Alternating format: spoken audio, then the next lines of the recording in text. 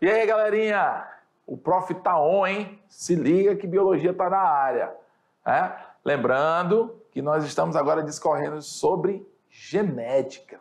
Né? Falamos sobre algumas heranças, caracteres, a questão de células diploide, haploide. É que você com certeza já deve dominar há muito tempo essa questão de haploide, diploide, isso aí para ti é só lembrança mesmo, né? A gente só dá uma revisada, mas saber mesmo eu tenho certeza que você domina. E como você sabe, nós temos, assim como todo contexto de vida, nós temos evoluções, né? Não só no contexto de vida, mas eu quero dizer assim, até mesmo de conhecimento.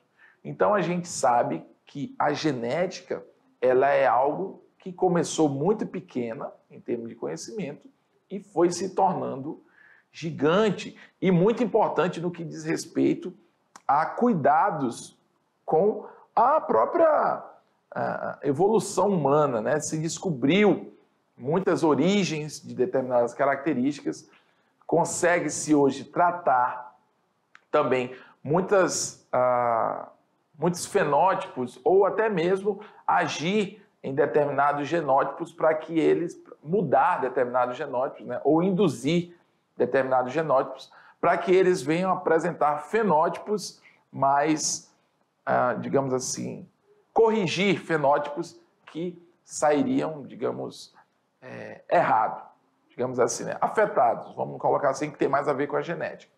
Então, na aula de hoje, a gente vai falar um pouco sobre a questão da genética moderna, como se deu essa evolução, né?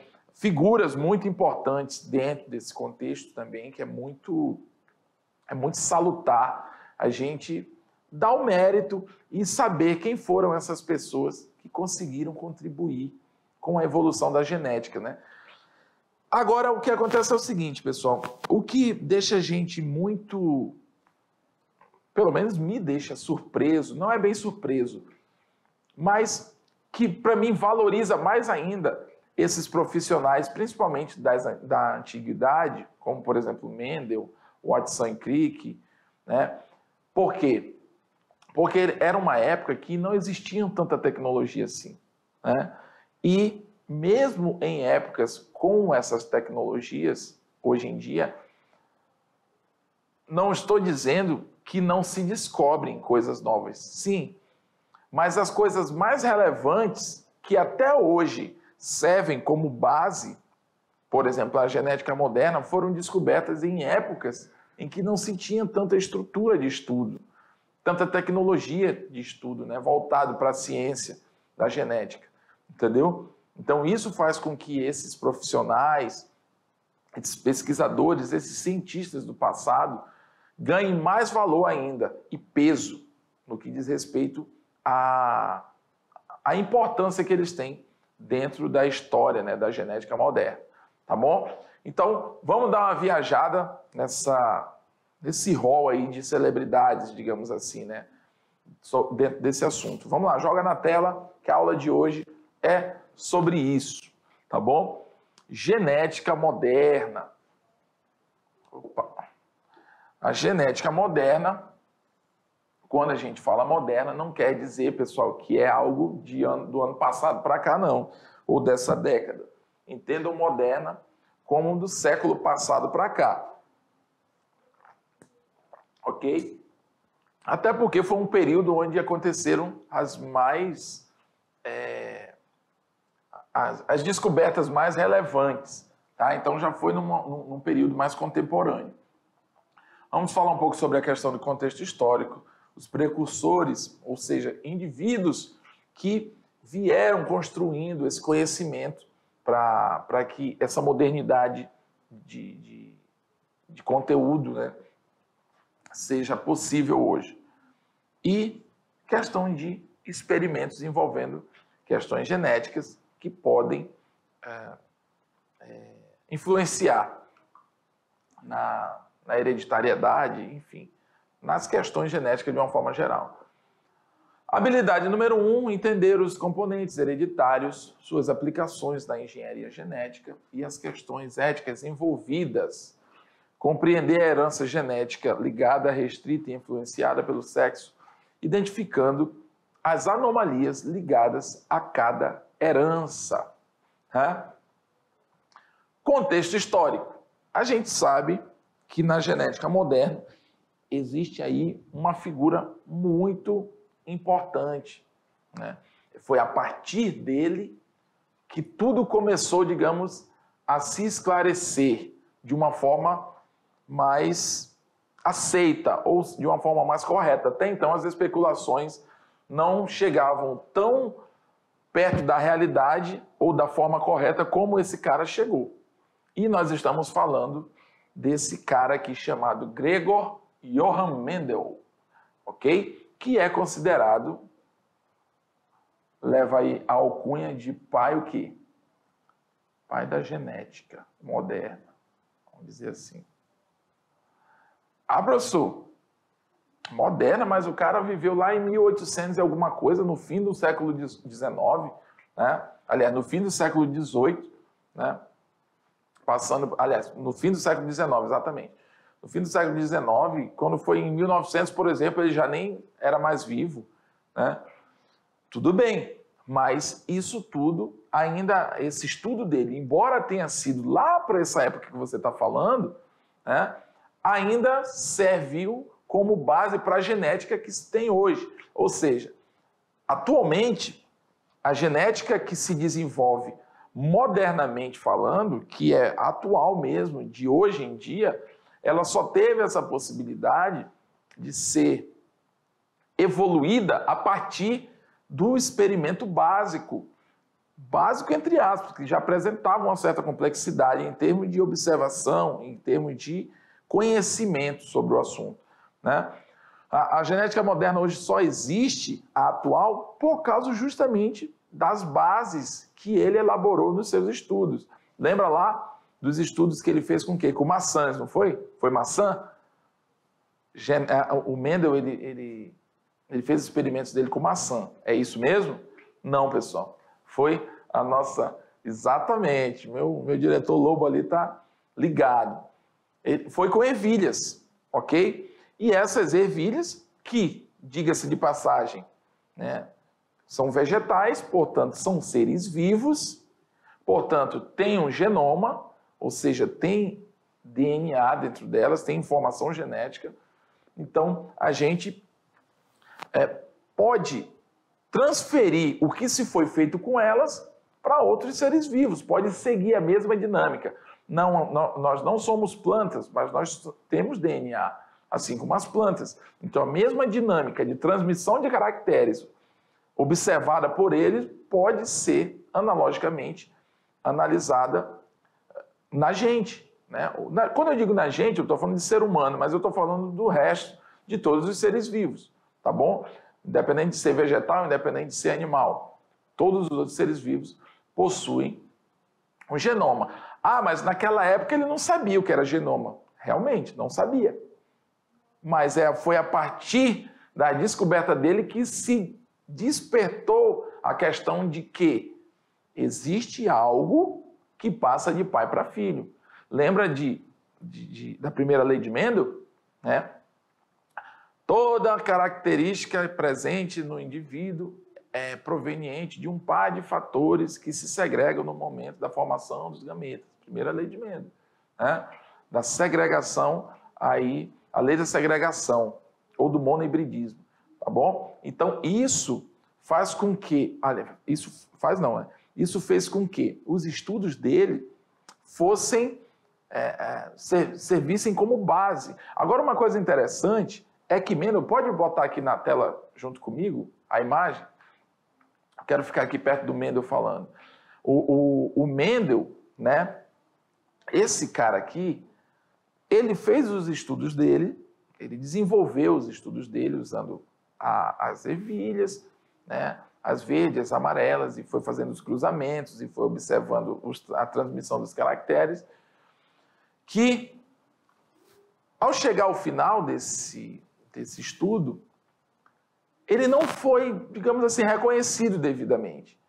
Por mais que ele tivesse descoberto uma informação muito valiosa, ninguém deu muita trela para ele, até porque ninguém sabia que o que ele tinha descobrido era algo importante.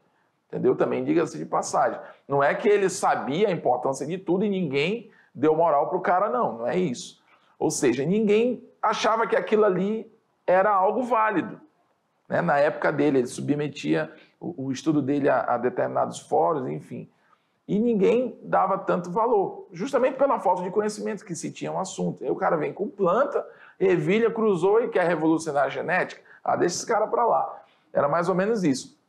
Ele, depois de morto já, depois que ele já não existia mais, o que aconteceu?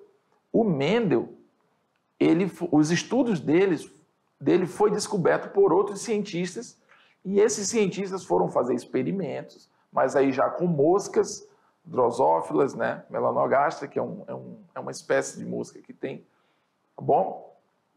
E perceberam que a dinâmica do que ele falava nos estudos dele seguiam realmente, era aquilo mesmo, né? Só que agora com outro tipo de ser vivo, entendeu? Então, tem pessoas que pensam que aquelas leis de Mendel, foi ele, né? Ele fez o estudo lá, aí de repente ele chegou numa conclusão e disse assim: essa vai ser minha primeira lei. Toda característica presente no indivíduo é proveniente de um par de caracteres em que um desses caracteres vem do pai, outro vem da mãe. Tá? Não foi ele que postulou uma lei, né? Foram as pessoas que pegaram os estudos dele e foram estudar, foram desenvolver estudos baseados nas teorias dele. E aí chegaram a determinadas conclusões e postularam que é a primeira lei de Mendel, né? A lei do monobridismo, que é essa que eu falei. Toda característica é formada por um par de fatores que se segregam na formação dos gametas. Olha o que esse cara descobriu, pessoal. Não existia microscópio, não tinha nada no caso, ou seja, era tudo muito rústico, né? E ele, com as observações dele, ele conseguiu identificar que existia fatores que passavam de pai para filho. Ele não sabia o que era, ele chamou de fatores. Esses fatores viriam ser o que a gente chama de gene, né? Olha como o cara, na época dele, ele já descobriu, ele só não sabia o que era. Mas é que ele descobriu, né? A mecânica. Depois ainda tem a tal da segunda lei de Mendel, que é a segregação independente dos fatores. Aquela que diz que eu tenho cabelo preto. Legal. Para essa característica de cabelo preto, segundo a primeira lei de Mendel, eu tenho um par de fatores. Lembra? Toda característica é formada por um par de fatores. Característica cabelo preto, um par de fatores.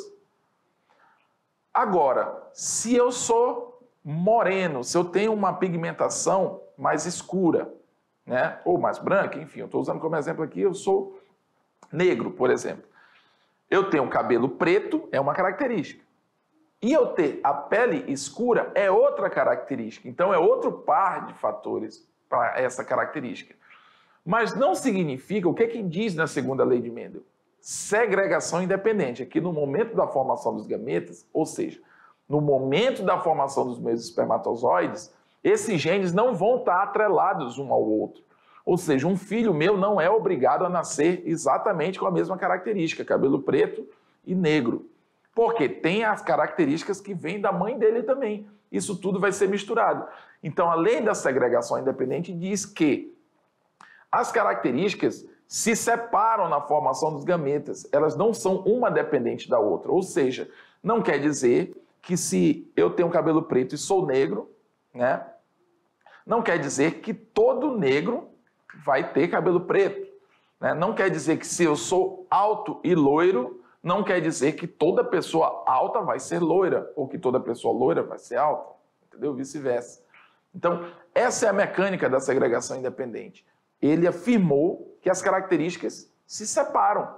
Elas vêm desse jeito no indivíduo que está aqui agora. Mas no descendente dele não é obrigado a vir igual, porque as características se segregam independentemente, né, da combinação que está fazendo agora. Entendeu? Então, esse cara aqui, o Johann Gregor Mendel, ele é o cara da genética. Tanto é que ele é o primeiro aqui do contexto histórico da genética. Tá bom? Vamos lá. Eu dei até uma moralzinha mais para ele aí, fiquei um tempinho aqui mais com ele, porque o cara é importante. Vamos lá, joga na tela. Então, ele começou, né, com a obra, a história da genética começou com a obra desse cara, do Mendel, né? O trabalho dele em plantas de ervilha, né? Já falei. Ele descreveu o que veio a ser conhecido como herança mendeliana. Ele é considerado também o pai da hereditariedade, né? Desprezado em sua época, olha que interessante, ó. Seu trabalho só foi compreendido no início do século XX, tá? E hoje ainda é referência para todos os geneticistas. Ou seja, um cara que descobriu suas informações, né, que obteve suas informações a partir de cruzamento entre ervilhas, hoje, e as observações dele, as formulações que ele fez, baseadas nas observações dele, hoje são tidas como base para a genética. O cara é mundialmente e historicamente respeitado, tá? O ano de 1900 marcou o quê? A descoberta de Mendel por Hugo de Vries, Carl Correns e Erich von Tschermak, né? Em 1915, os princípios básicos da genética. Olha que interessante, né? Então, em 1900, a redescoberta, olha que interessante, a redescoberta no sentido de descobriram o estudo que ele tinha feito há tempos atrás, por isso diz redescoberta, descobriram Mendel, né? Nesse período. O Mendel já nem existia mais, tá bom?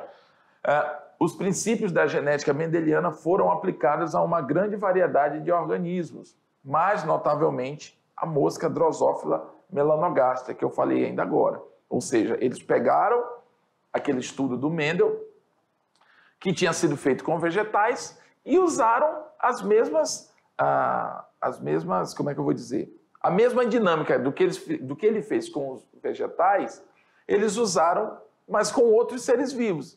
E acabaram constatando que as afirmações dele, as observações dele, seguiam o mesmo princípio em outros seres vivos. Ou seja, aquela informação servia não só para plantas, mas para a vida humana, né? Também, no caso.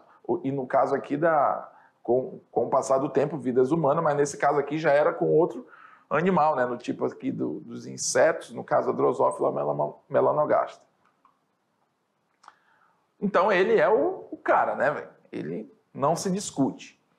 Agora, outros precursores aí, né? Liderados por Thomas Hunt Morgan, seus colegas, os geneticistas, desenvolveram um modelo mendeliano que foi amplamente aceito. Sacaram aí? Mendel inventou a roda e os outros vieram aperfeiçoando. Quando eu digo inventou a roda, eu estou falando no sentido figurado, tá, pessoal? Só uma forma de falar. Ele inventou, ele criou o estudo, ele originou o estudo da genética de uma forma correta, e os outros cientistas vieram baseado no que ele tinha falado, no que ele tinha feito, viram que ele estava certo e foram desenvolvendo, aperfeiçoando esses estudos, trazendo cada vez mais para o conhecimento mais atual de cada época que eles estavam trabalhando. Então, juntamente com o trabalho experimental, matemáticos desenvolveram quadros estatísticos da genética de populações, trazendo explicações genéticas para o estudo da evolução. Olha que interessante, pessoal. Evolução. O que tem a ver evolução com genética? Olha aqui para mim.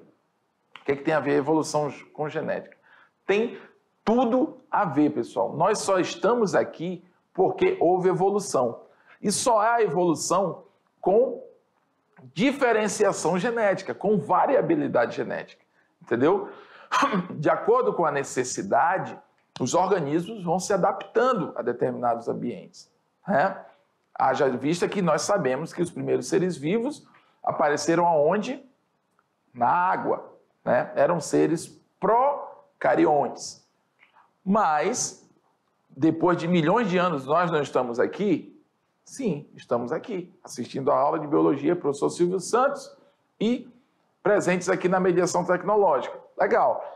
Mas se não fosse a evolução genética, ou seja, se não existisse mutações genéticas, variabilidade genética, novas combinações genéticas, o mundo continuaria do mesmo jeito ou estaria mudado como está? Se não existisse a evolução genética. Estaria do mesmo jeito, pessoal. Né? Se começou com bactérias, né, ou seres procariontes, de uma forma geral, se não houvesse evolução, como que nós estaríamos aqui? Se não tivesse as bactérias... Em algum momento da história, houve a evolução de bactérias para seres mais complexos, seres mais diferenciados. Né? E esses organismos foram mudando. Isso foi rápido? Não, isso não é rápido. Isso é muito demorado. Um processo evolutivo, para consolidar, por exemplo, uma característica em um determinado ser vivo, é milhares de anos no mínimo, pessoal. Tá? E vai para milhões. Tá bom? Então, a variabilidade genética, a mudança genética com o passar do tempo, ela é muito importante. Como, por exemplo, uma coisa que eu costumo dizer. Antes de vocês terem essa internet, essa situação que vocês têm na mão hoje, num piscar de olhos você pesquisa qualquer coisa que eu falo aqui, né, na palma da sua mão, no seu celular. Nós não tínhamos celulares, não existia celular, não existia internet. Então tudo que eu te falava, ou você anotava ou você gravava na sua cabeça. Entendeu? Então era fácil você perguntar o número de vários amigos meus e eu saber de cada um, assim, de cor. Né? Hoje em dia nós temos facilmente dispositivos que nos permitem gravar aquele número. Então a gente acaba não tendo a necessidade de memorizar. E se a gente não tem necessidade de memorizar, é um pouco menos do meu cérebro que eu estou usando. E isso, com a continuação, eu estou falando num contexto geral, isso pode levar, por exemplo, a um atrofiamento de uma região do seu cérebro, porque não está sendo mais usada, então, né, isso vai se restringir. E o DNA da gente, ele vai se adaptando às novas realidades, tá bom? Então, isso é muito importante também ser falado. Vamos lá, joga na tela. Então, a genética de populações trazendo explicações genéticas para o estudo da evolução.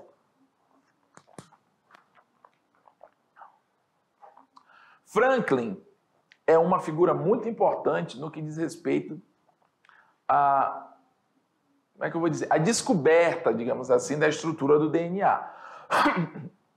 Perdão, pessoal, que a garganta está secando aqui. Franklin, que é essa mulher, tá? É mais conhecida por seu trabalho com imagens da difração de raios X do DNA, particularmente pela foto 51. Essa foto 51 é uma, dentro da questão genética, enfim, ela é tipo uma descoberta emblemática, né? Uma imagem emblemática. Enquanto trabalhava no King's College em Londres, né? Que levou à descoberta o quê? Da dupla hélice do DNA, da qual James Watson, Francis Crick e Maurice Wilkins compartilharam o Prêmio Nobel de Fisiologia ou Medicina em 1962. Ou seja, né, para eles descobrirem a dupla hélice, eles dependeram, ou seja, serviu como base uma imagem que ela conseguiu captar do DNA através de raio-x, entendeu? E eles, com essa descoberta, acabaram desvendando a estrutura do DNA. Embora ela... Desculpa, aqui, ó, a foto, né? Voltando aqui. A foto 51. A foto 51. Ixi, saiu tudo doido.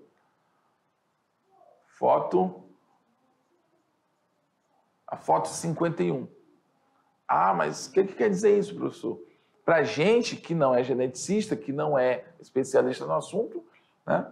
Isso pode não dizer nada, mas para eles, dentro do contexto do estudo deles, isso aí serviu como base para descobertas importantes. Então, Watson sugeriu que seria ideal Franklin fosse premiada com o Prêmio Nobel de Química, mas ela já tinha morrido, tá bom? E o Comitê Nobel não faz o quê? Indicações póstumas, que é Póstumas é quando a pessoa já faleceu, tá bom?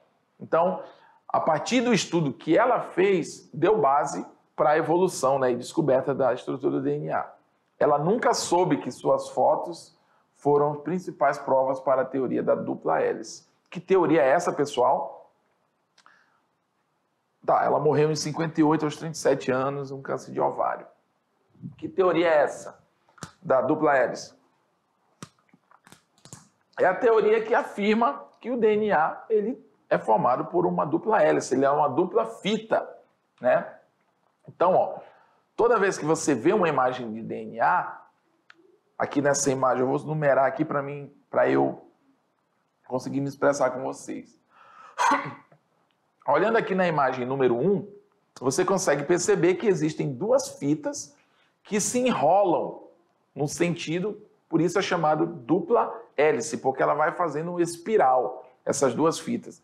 E essas duas fitas são ligadas por nucleotídeos, que, por sua vez, esses nucleotídeos são formados por fosfatos, pentoses e bases nitrogenadas, tá bom?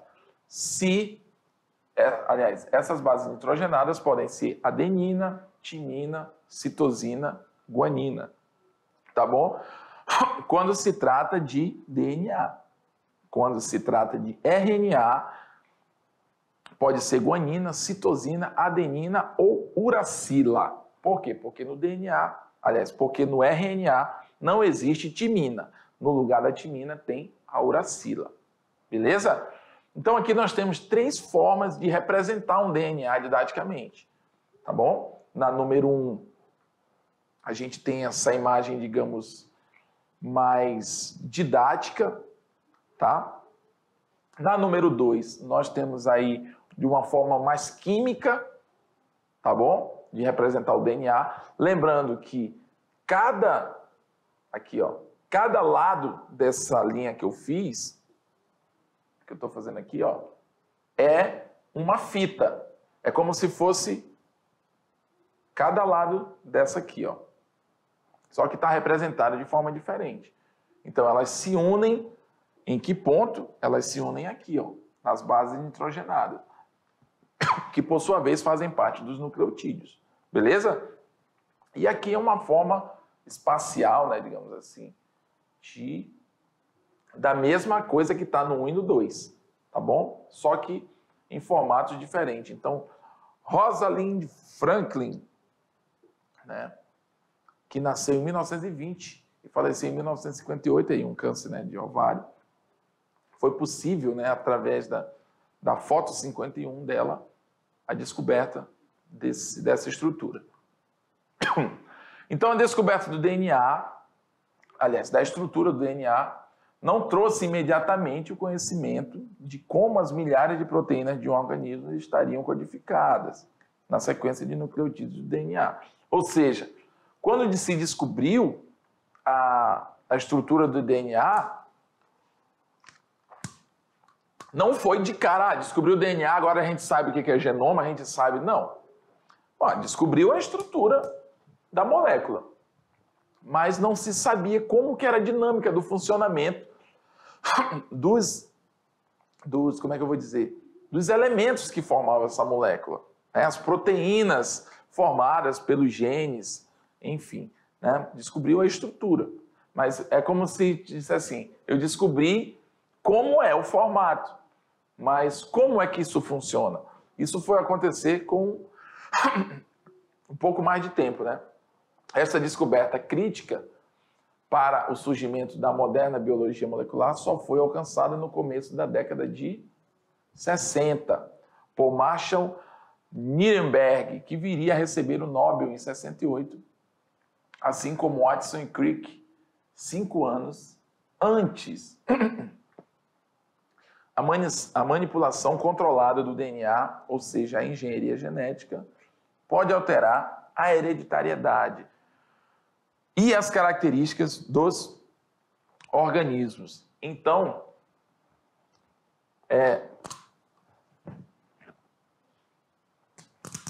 meu amigo Denis, então, hoje em dia, ou seja, a partir do momento em que se passou a conhecer o DNA de uma forma com mais propriedade,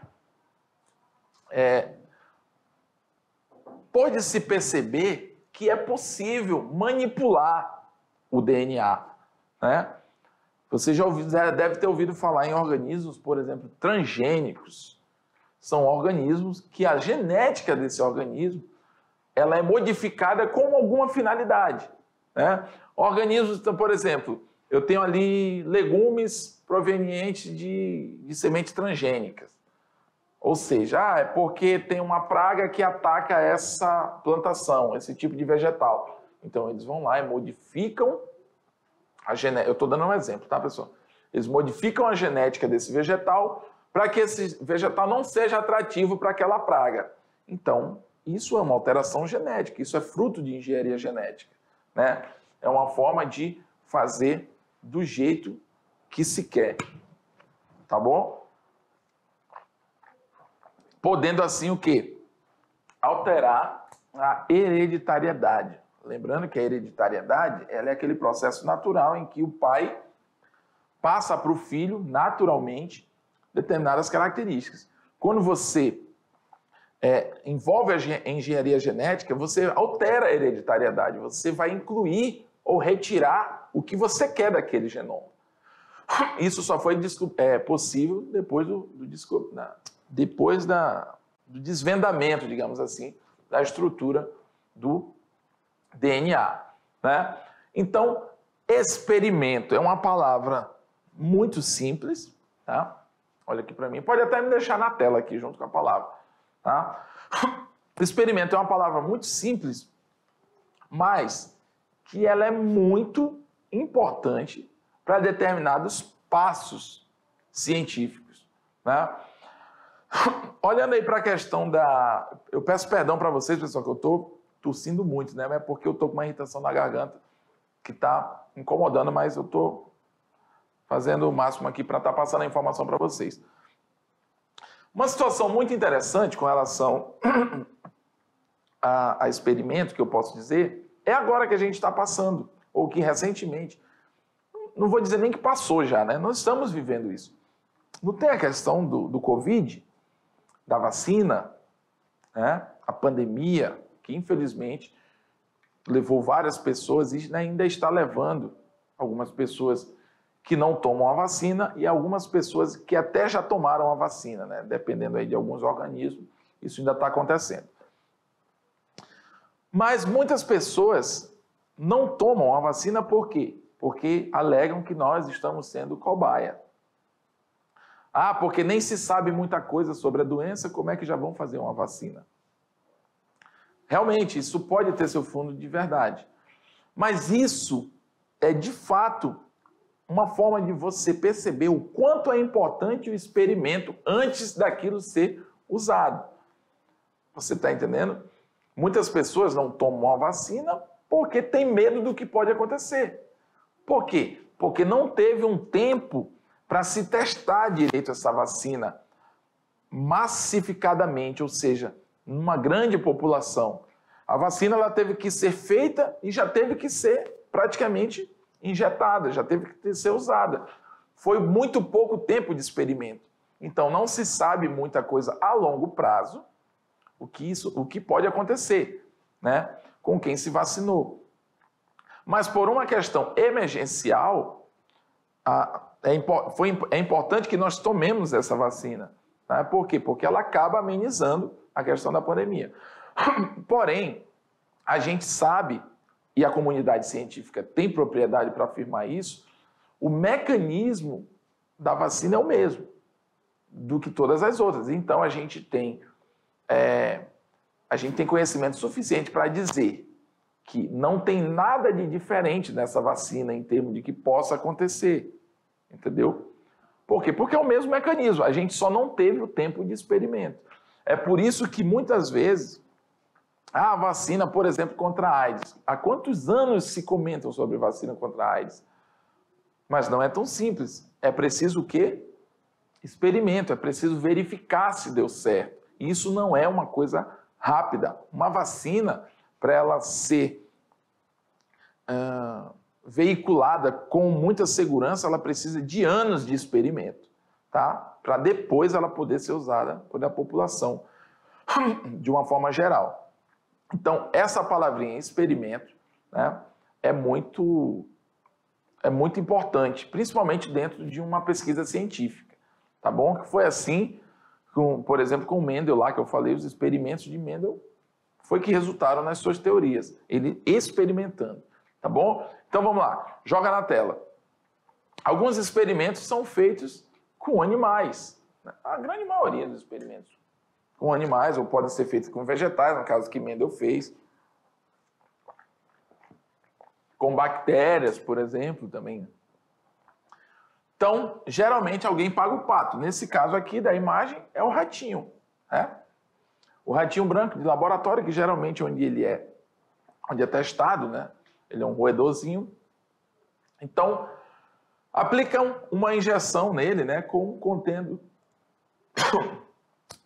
determinadas bactérias, uma linhagem viva de bactérias capsuladas, ou seja, são bactérias que têm uma certa proteção, como se fosse uma cápsula produzindo elas.